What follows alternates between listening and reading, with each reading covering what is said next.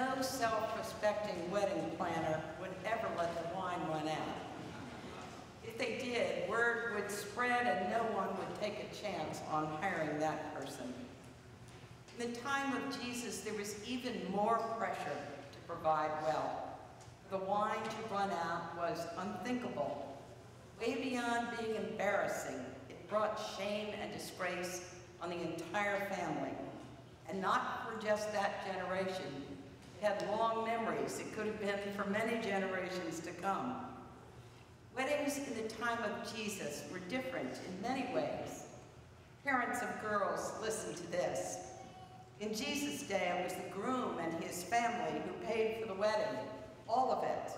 Rehearsal dinner, the ceremony, the reception, and that could have lasted 7 days. All the focus was on the groom. In our culture, it's the bride who is the center of attention, especially during the ceremony. The music changes, the congregation stands, and all eyes are on her. Not so in the time of Jesus. Back then, the bride was fetched from her house by the groom, who was dressed in finery. He sometimes even wore a crown. He was accompanied by his friends, our equivalent of groomsmen, and someone who acted as master of ceremonies and stayed by his side the entire evening, our version of the best man. Arriving at the bride's house, the men find her dressed in a beautiful gown and they carry her on a litter in procession.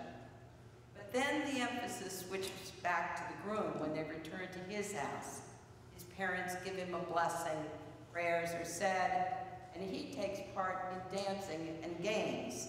The bride, on the other hand, withdraws from the festivities and goes with her bridesmaids and remains in a separate room.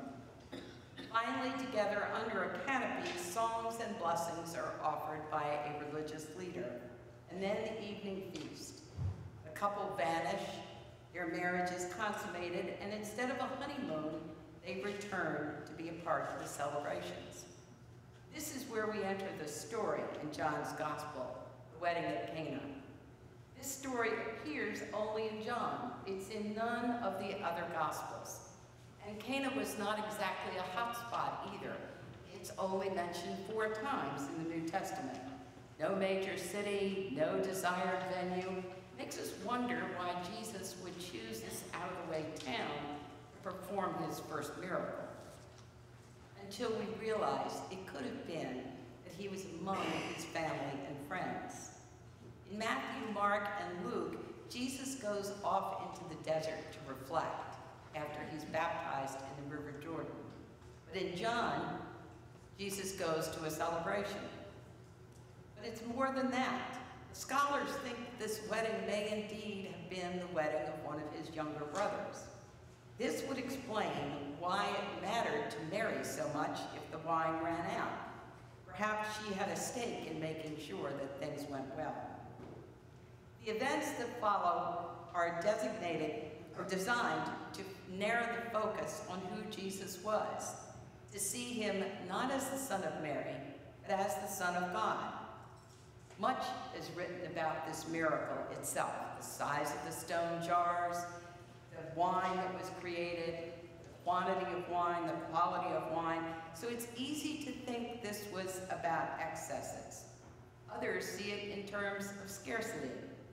Could it be about abundance that comes out of scarcity? Just one of the gifts that we receive from Jesus.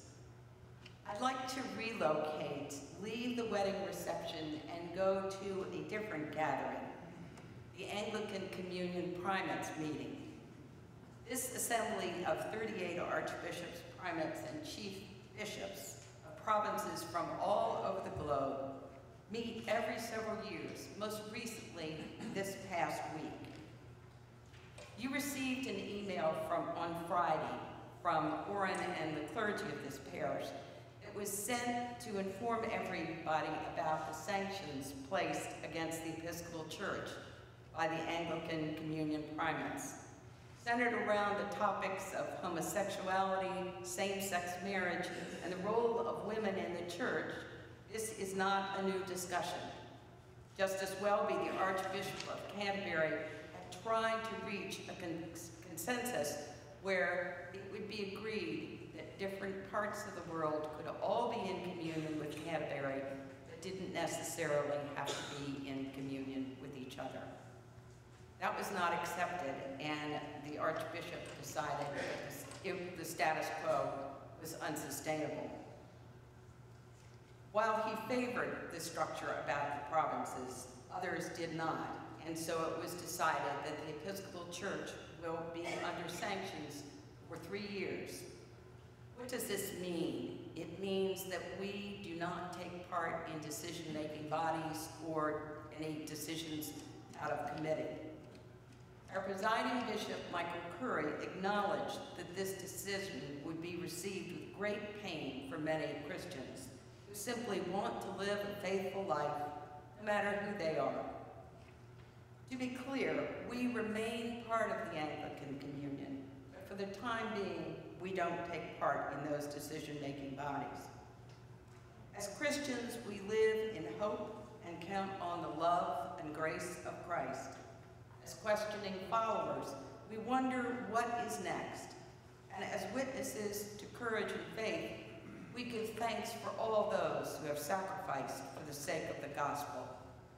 This weekend, we think especially of the Reverend Dr. Martin Luther King, who understood the cost of discipleship and gave his life for it. I've been in email contact with Orrin, who is in California, attending Greg Milliken's ordination to the priesthood, and I'd like to add his thoughts. He writes, and I quote, "In terms of our day-to-day life as parish, all continues as usual, in spite of how it may appear. Our international relationships are solid, our Sudanese community is strong, in fact thriving. They are not about to go anywhere, and we continue to believe and support the work of the larger church, and believe that the unity of the church is worth preserving, even when there is a personal cost associated with that belief. The good news is that though not perfect or ideal, the communion is holding together, nothing short of a miracle, really." End quote. So the miracles extend beyond Cana. The primates note that while there is significant distance between us, there is also a unanimous desire to walk together. I can think of no greater hope and no better time for us to live out what we practice and believe at St. Paul's. The wine will not run out, and neither will our commitment to shine as a light in the world to the glory